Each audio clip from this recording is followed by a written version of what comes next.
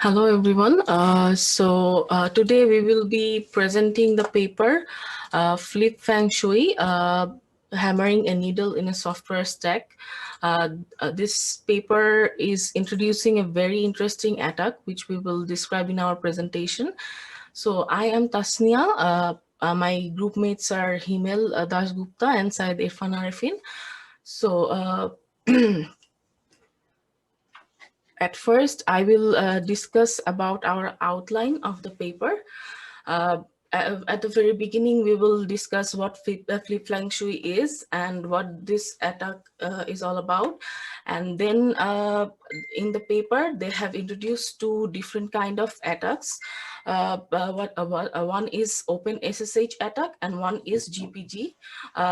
They both rely on RSA, which will also be described in our in further presentation. And then they have also introduced some mitigations and countermeasures in their paper. So at first, I will discuss some that what Flip Feng Shui is. So it's a novel exploration structure that includes two major things, which is hardware glitch and memory messaging primitive. So hardware glitches are used as a part of this attack. It is sorry, it is used to corrupt the memory, but they are unreliable, unpredictable, and have a lot of noise. So using memory messaging makes it reliable and makes it precise. So in this work, hardware glitch is the rowhammer bug, and memory messaging is the memory duplication feature. The authors, as you can see, the Flip Feng Shui is a combination of rowhammer and memory duplication. So for that, the author actually assumed a scenario where the attacker and the victim VMs are co-hosted on a Linux environment. In this paper, they have considered KVM. Uh, so for, sorry, I have cold. So next, Flip Flang, sorry. From the image, you can see that two VMs are used as a reference. One is VM, victim VM, and one is attacker VM. As you can see, the green portion is victim VM and the red portion is attacker VM. So memory duplication should be enabled for this attack, and rowhammer can be performed on the device, so that rowhammer can be performed on the device. The attacker actually has the knowledge of the content of memory page that of the victim virtual machine. So if the attacker knows the content of one page, the attacker will be able to flip any one bit in the target page, the target virtual machine. So one bit right, this is called one bit write primitive in a page of known content. So this write is capable of breaking the isolation of the virtual machines. So this is a significant outcome of this work according to the authors. So now I want to explain why they call it Flip Feng Shui. Actually, they call it flip because the attack is depending on flipping one bit of the memory page, and they call it Feng Shui because it has the memory that are being attacked, and it has to be organized in this in a way to make it reliable and indeterministic. So now I will explain the memory messaging primitive. So they the authors have used memory templating. Yeah, I think that the title of this slide is massaging, because your all previous massage is not messaging, massaging, MA, the top. Yeah, your later you is correct. Yes. Sorry, Professor, it's a typo. Yeah, it's a I'm typo. sorry. Yes. Because messaging also a word, right? So actually, massaging means we particularly Yes, try to Professor. identify location and try to flip it.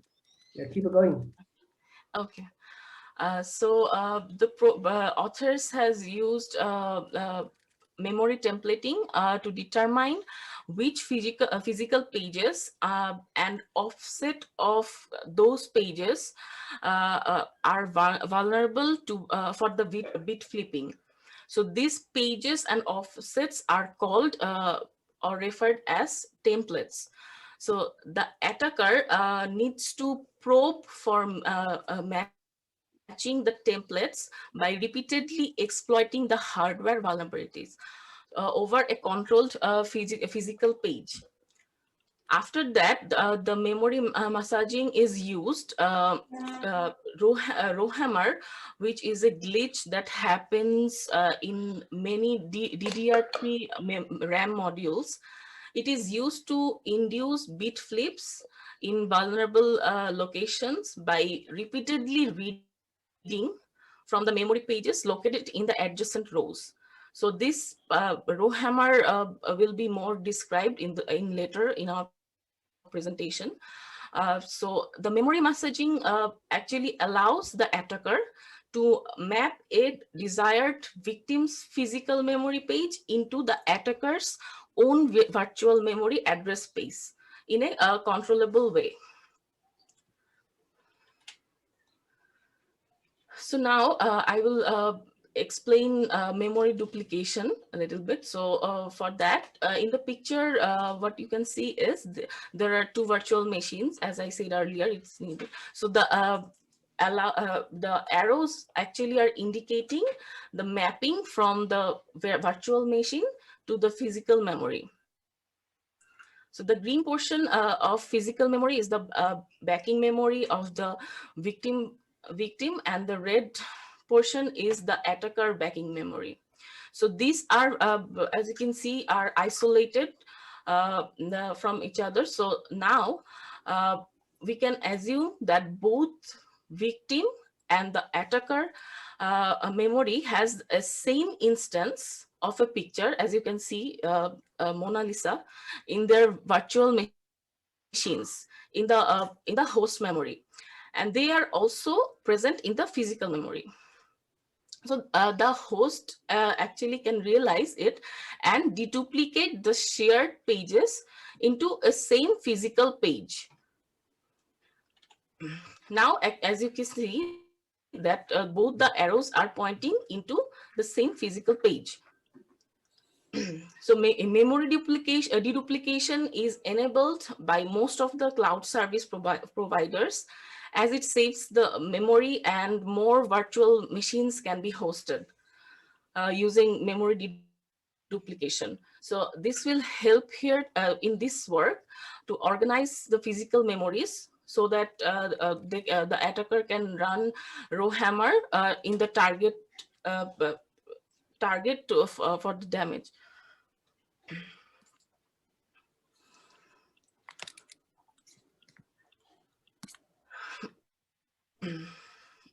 Now the attacker actually will make sure that the victim uses the physical memory. Uh, they exploit the properties of the Linux KSM to do this. That means if rowhammer is done in the attacker memory, bit flip will happen in this page, and that's how they can control the location and the reliability of rowhammer by performing rowhammer in the attacker memory.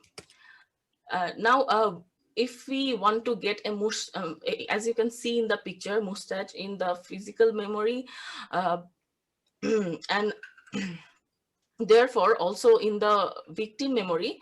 So significantly, this actually breaks copy on write. Copy on write is used if one virtual memory wants to edit the content of the page uh, uh, and virtual machine that wants to change the page, in this case in the attacker's instance, in the Mona Lisa instance of Mona Lisa, the page is reallocated and mapped to it. Then while merging the physical address that is kept previously, uh, the attacker VM virtual machine actually needs to be started before the victim virtual machines. So you can see that the instance has mustache. So for the copy and write, it will be mapped into the physical memory. It actually doesn't happen to the CPU, and it's not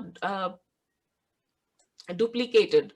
So these changes will propagate the isolation between the virtual machine, which is now broken. As you can see in this picture, the mustache is in physical memory of the attacker, and then it will be merged, and it will be how it will be copied into the victim virtual memory. We will see it later.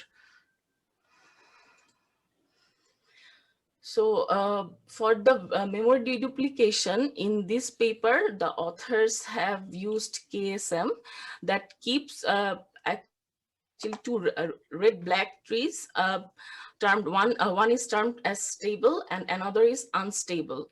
So to keep track of the merged and the candidate pages. So the merge pages reside in the stable tree, while the candidate contents are which are not yet merged are kept in unstable trees. So KSM keeps a list of the memory areas that are registered for the memory deduplication and goes through the pages in these areas in the order in which they are registered at first.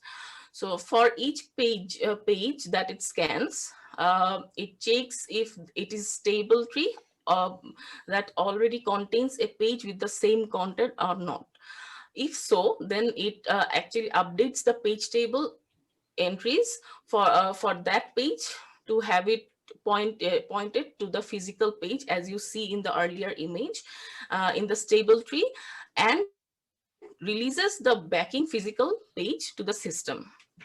So that's all from oh, sorry. So otherwise, the KSM actually searches the unstable tree for a match, and if it finds one, then promotes the page to the stable tree and updates the page table again entries again.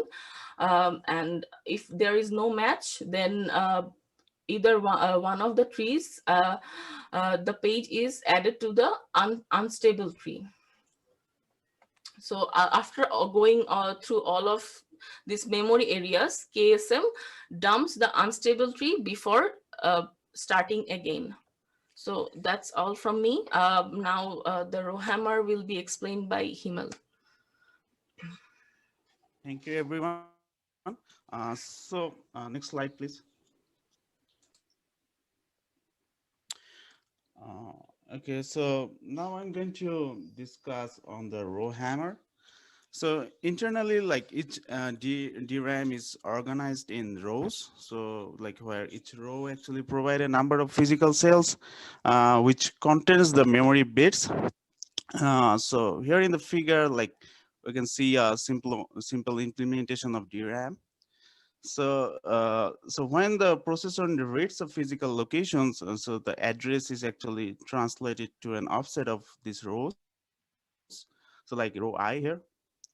And depending on that offset, so DRAM actually selects the proper chip. And then the selected chip copies the content of row I to the row buffer. The contents at the correct offset within this row buffer is then sent to the bus of the processor. And so row buffer actually works here as a cache. So now each DRAM cell is built using a transistor and a capacitor. So what the transistor does is like it controls whether the content of the cell is accessible or not. And on the other hand, the capacitor holds the charge that actually signifies whether the stored content is on a high bit or a low bit.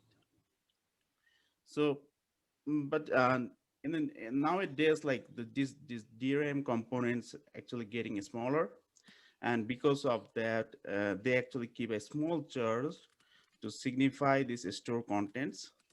And because of this small charge, the margin of error is getting smaller day by day. And the Rowhammer actually exploits these situations. So what a Rowhammer does is, like, if the two adjacent rows are selected, like in this slide, we are selecting row I minus one. Next slide, please. And so now we are trying to select row I plus one, and we are trying to get the contents of row I minus one and row I plus one uh, so fast that using these two row, I mean, we are trying to read this two row very fast between switching between these two rows back and forth. So if we keep doing like this, so the charge interaction between these rows and the row in the middle actually increases. So which is row I here. So what will happen, like, because of these interactions, the bits in the row I will be flipped. Next slide, please. So here we can see, like, the row I, one of the bit in the row I has been flipped, and the contents that resides in the row I has been changed. We will see other two examples of the bit flip. Next slide. So we are trying to read row I minus one and I plus one again. So now we can see, next slide. Yeah, next slide. So now we can see this, the second bit will be flipped. So here we did the same thing. So we try to read the adjacent two rows, and doing so first. The capacitor was continuously charging and discharging. And because of this, so one of the bit has been flipped. So then we will see the third bit will be flipped if we try again. Please forward slide. So we're trying to read I minus one, then we'll read I plus one. Next slide. Yeah, next slide. Yeah, so the third bit has been flipped here. So the one thing is we can see here, like, which bit is going to be flipped is not controlled by the system. So we cannot just decide which bit has to be flipped. So that's why we have to try every time and see the perfect combinations, perfect combination to be the flip and see the contents of that victim. Next slide, please. Now I will discuss on RSA. So because later we are going to discuss on the main two attacks, so which actually rely on the properties of RSA. To describe briefly, RSA is like a public key cryptographic system, so which is very convenient. So what it does is, like, if we want to send a message, so we have to encrypt it using the public key of the receiver, and then the receiver has to decrypt the message, the ciphertext, using his or her uh, private key to see the actual message. So the encryption key can be public, and the private key is kept private so that it can be only used by the receiver. Next slide, please. So there are mainly two components here, the public key and private key. So the public key has a component E and a modulus N, and the private key has a component D and a modulus N. So we know that, so the computing this private component, D from the E, we can actually get the private key from the public key using factorizations of the modulus N. Next slide. So this is the basic formula of RSA, the encryption formula. The first one is, like, we are trying to encrypt the message M. So the formula is M to the power E mod N. So we are using E as a public key here, and N is the modulus, and we C is here the ciphertext. Then on the receiver side, what we are trying to do is decrypting it using the private key, that is D here, and the modulus N. So now the public key of RSA actually depends on the factorizations, so-called the modulus. Basically, we can find this private key using the factorizations of the public key modulus. But the thing is, the factorizations in general is very difficult because it's a very huge number, this case. But if we can somehow corrupt the modulus, then it can become another number, which can be often easy to factorize. So that's the goal of this attack, the flip Feng Shui. Next slide. So this slide actually indicates, like, for over 50 attack, 50 templates. So over 50 times we are trying to flip a bit, and for like the middle row actually defining the more than 2000 bits here. So if we have like 50 variant, that means like 50 locations we are trying to flip a bit. Then from the graph, we can surely say that we can factorize it within an hour, but in practice, it just takes a few minutes. So this is how factorization done, and the private key can be generated. And so the idea is to somehow get the private key from the victim, so that the attacker can fake their authentications and get into the victim system. What is the available templates? I mean, the horizontal axis. So one template means one bit flip. So so here 50 bit flip So means here, they're trying to the 50 different locations bit flip. so here is like they try to use the FFS to found the secret key of ISA, right? RSA, right? Yeah. So they in fact they use a way to flip it. Do they discuss how flip a particular bit can help identify or help guess the secret key, the private key of RSA? Yes. They just discuss that. Yeah, because are you going to cover that in the paper or not? Or do they mention that in the technique? No, I'm going to share the how they actually do this. Okay, the following slides.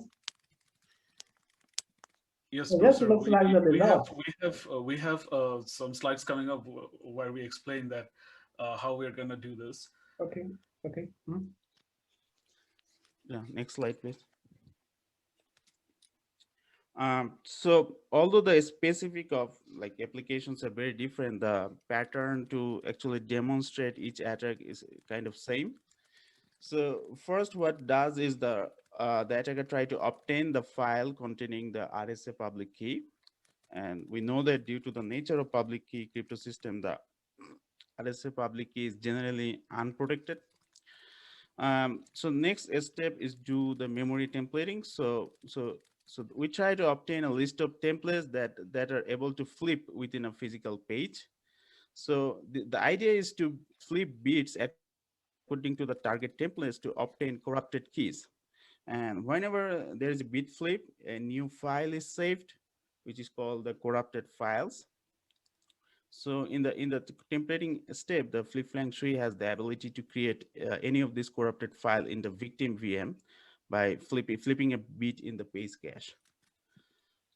Then once it's done, so it start reading the public keys for each corrupted file. So if the corrupted file is parsed correctly, then the public key will have a changed modulus that can be factorized, and it will become a candidate for factorization. So we will try to so the idea is um, to get the private component from the public key, and to do that we are corrupting the bit flip, and we are doing the bit flip and changing the modulus. And in the final steps, like for each successful factorizations, the private exponent is computed, and then a private key is generated for its corresponding public key. Next slide, please. So we know that for login in OpenSSH, so what it does, like user RSA public key is added to the SSH authorized key file. So the corresponding private key will allow the login of the user without any authentication. So then the attacker so initiate this SSH connection to the victim with a victim username and some arbitrary private keys. So what happens that, so when it tries to do that using username and arbitrary private keys, it actually forces the OpenSSH to read the authorized key file, which makes the file content is getting copied to the page cache. So now the public key encryption system do not require public keys to be secret. So that's why the attacker now have the victim public key known, and also it has the page cache where it can initiate flip Feng Shui to induce a bit flip. But there are some restrictions, like we cannot flip any bit in these files because it may violate the base 64 encoding. So if we do those things, the OpenSSH will not recognize that file. So that's why we need to keep that on mind. But sometimes the correct bit is flipped, and it will eventually generate a valid modulus which can be factorized. Then using the PyroCrypto RSA library, the OpenSSH public key can be parsed, and also it can generate like RSA keys with specific parameters and export them as a OpenSSH public and private key. So once the attacker get the private key, it can simply log into the victim VM using that generated private key and fake their authentications. Next slide, please. So here we'll see visually how these things work. So the first, the attacker tried to write the public key files in his physical memory. Then the attacker has to rely on host to actually merge these two things to the physical memory. Next slide, please. So then we will try to flip a bit that can decode the modulus, which can be factorized and generate a new private key.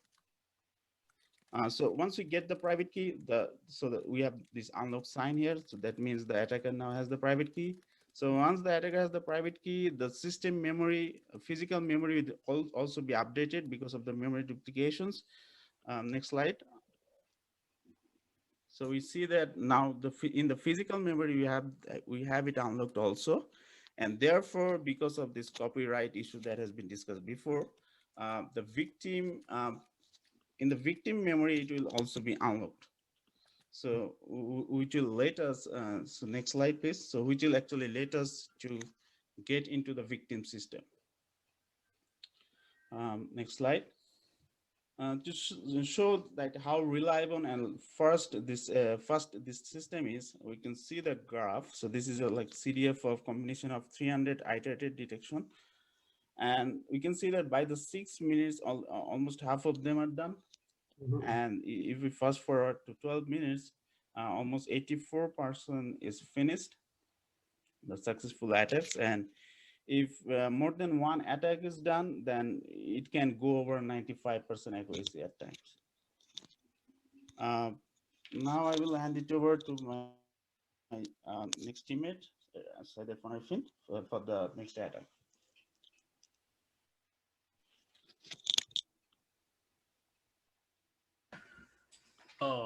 Hello.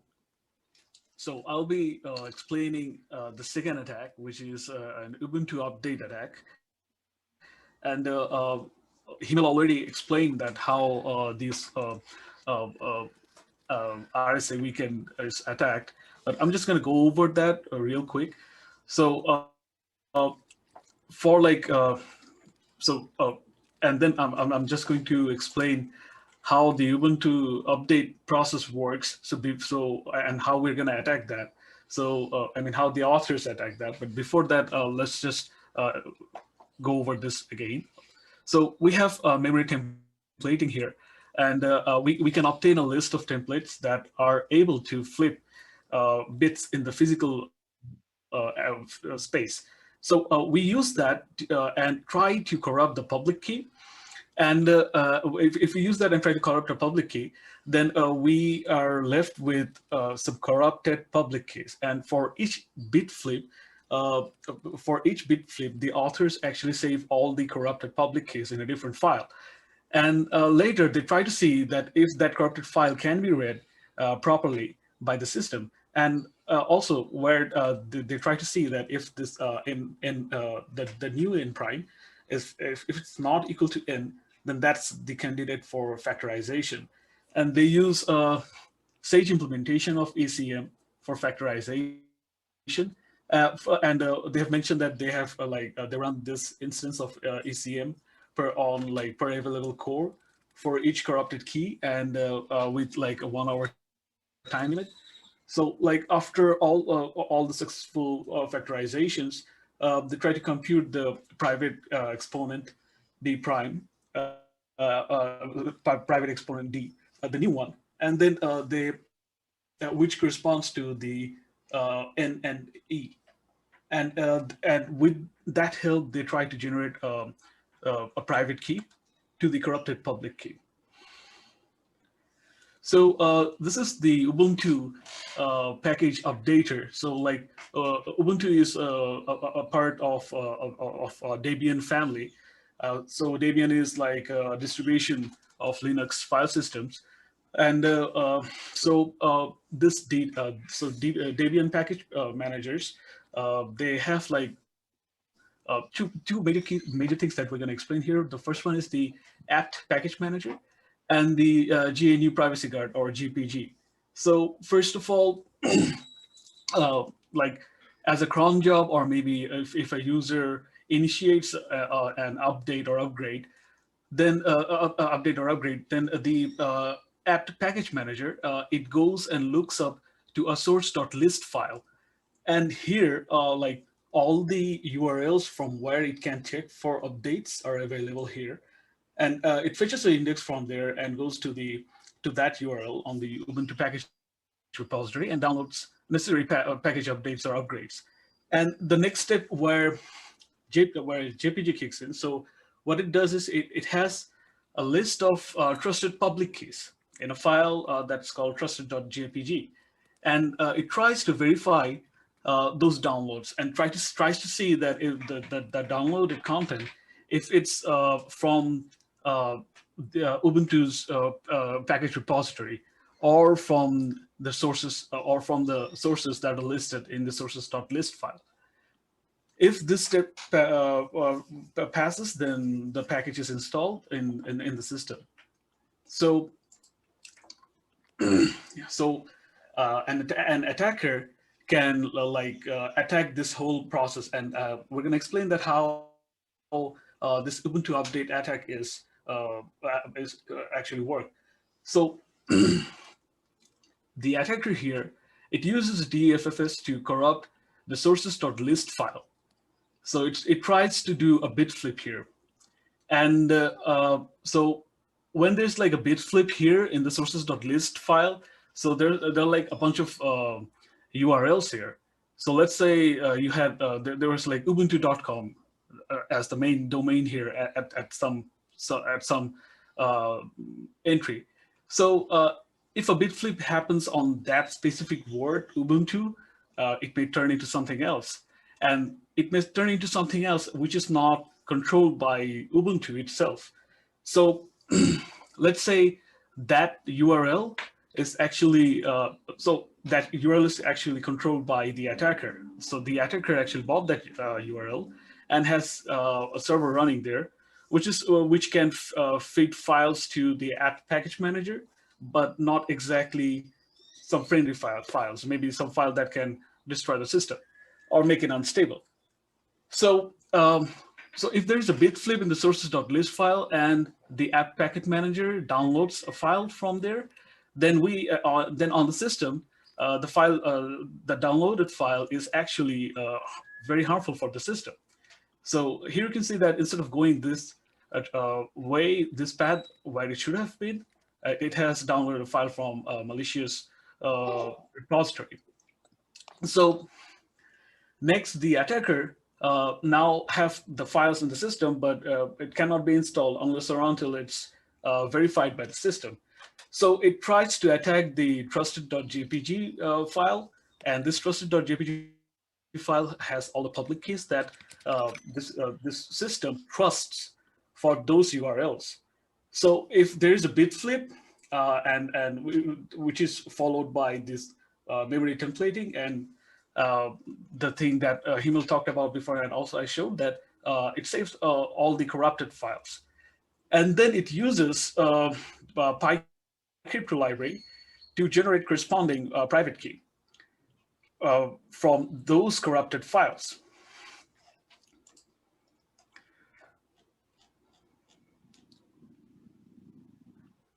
Then those corrupted files, and that the authors have mentioned that there's the PyCrypto library that creates a PM formatted key, and they also convert that to a JPG format. And here, then the private key can be imported for signing using the unmodified GPG. So it's important. One thing here is very important is that the key ID in the private keyring, and that needs to match with the key ID in the trusted.jpg file. And this key ID is not static, but based on a hash computed from the public key data. So a key generating timestamp, actually it depends on the public key data, a key generating timestamp, and several other fields. So those are kept the same while generating a key ID for the new private key. So what happens here is that in order for the key ID in the private keyring to match with the key ID in the public keyring, these fields have to be identical, and so setting of the creation of timestamp is significant. Another significant remark about the key ID changing here is that it caused the self-signature of the public keyring to be ignored by GPG. The signature contains the original key ID, but it is not attached to a key with a different, it's now attached to a key with a different ID due to the public key mutation. So as a result, GPG ignores the attached signature as an integrity check of the bit flip public key.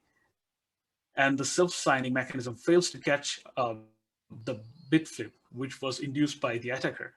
So the only side effect of this is this, that the GPG reports that the trusted key is not signed, but that gets ignored by the apt package manager. So like after factorizing the corrupted public key modules, they have like they have like successfully verified the corresponding private key and can generate a signature that verifies against the bit flip public key stored in the original trusted.jpg file. So now the attacker can sign their malicious package with the new private key, and the victim will not know that and will install that in the system without giving any sort of warning. So that was the second attack. So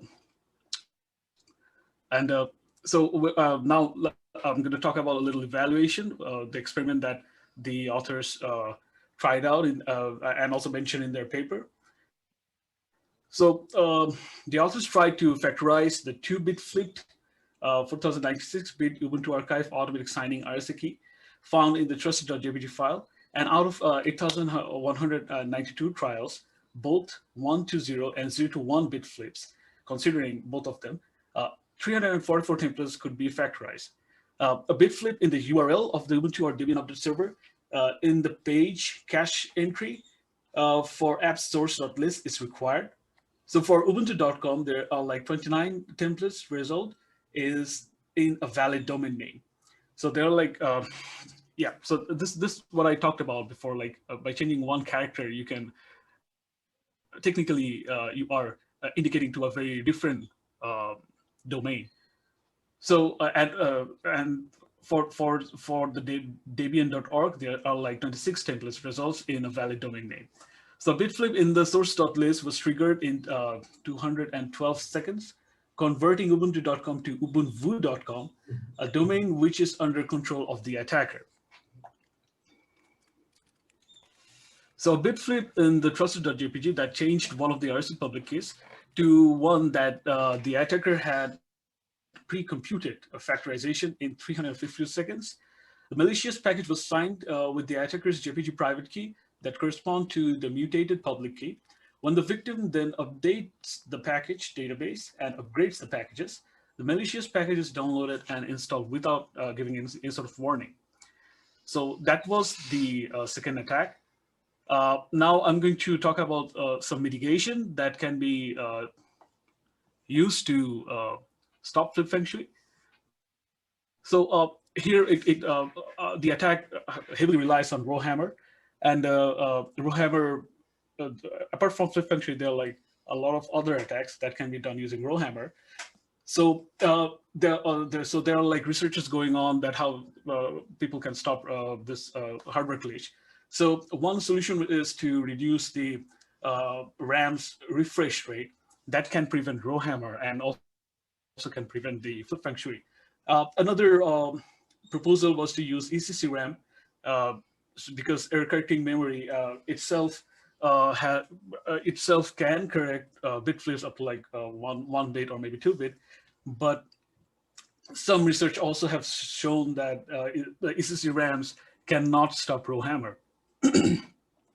Another solution is that they can try disabling the memory deduplication that can like stop flip feng shui, and also they have like they can like come up with a mechanism where the file system, the page caches, are not to be trusted.